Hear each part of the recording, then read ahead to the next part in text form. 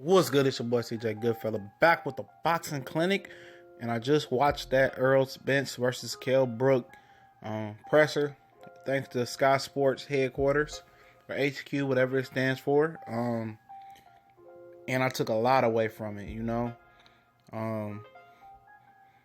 The main thing I took away from it was they was really trying to sell to the press, and the press was really trying to sell it to, I don't know who they was trying to sell it to, but it seemed like the media, or however you want to call it, the press, they ate it up. They was really trying to sell the fact that Kell Brook had a great effort versus Triple G. They tried to take that as a moral victory, and they kept trying to push it to the fact that Errol Spence's trainer, Derrick James, had to step in like, yo, he lost. We're not trying to hear all that. And then, basically, Kell Brook trainer comes in and, steps in, and he pretty much won the wordplay war with Derrick James by saying, Chris Algieri's the only good fighter that Errol Spence beat, because Derrick James said who did, Kell Brook beat. But the whole point with Errol Spence and his trainer and Derrick James were trying to make is that 25 fights in, it took I think they said about 25 fights in, it took Kell Brook that long to step up in competition.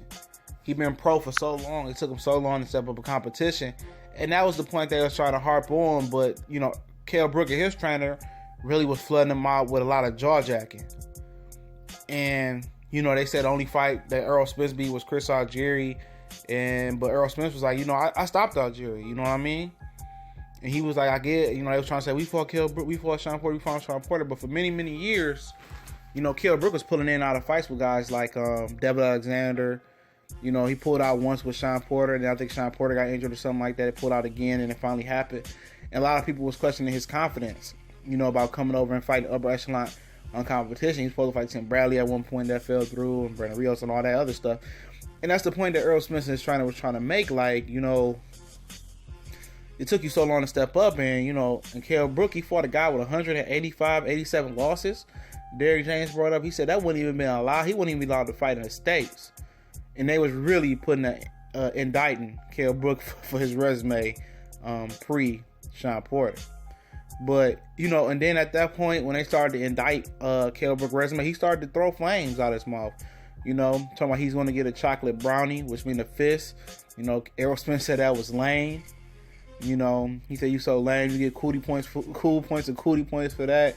And then therefore, it didn't even seem like it was orchestrated, like they told him to go out there and fight. It was civil in the beginning.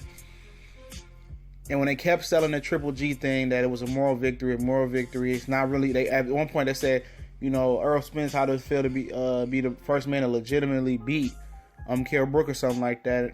And it was just, it was irking Team Spence. They're like, you lost to Triple G. Derrick James said he fast hands, fast feet. How you let that man hit you? Errol Spence is way faster, smaller, quicker, better feet, and all technically sound. And Kell Brook was just talking. The trainer definitely won the mouthpiece of the award today, easily over Derrick James. But Derrick James was making a hell of a point. Errol Spence has only been pro since, I can't even think about how long, about 3-4 years now. And Kell Brook's been pro for damn near 10 years, right? Something like that. But it's going to be a hell of a fight. That's all I can tell you, He's playing off the moral victory, and I think he's believing in the moral victory of losing the Triple G and thinking he laid the blueprint for that. And thinking that's going to, somehow be inside Errol Spence's head. I think not.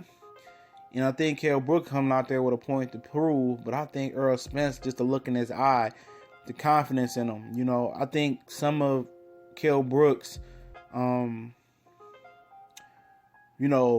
trash talk was it wasn't authentic.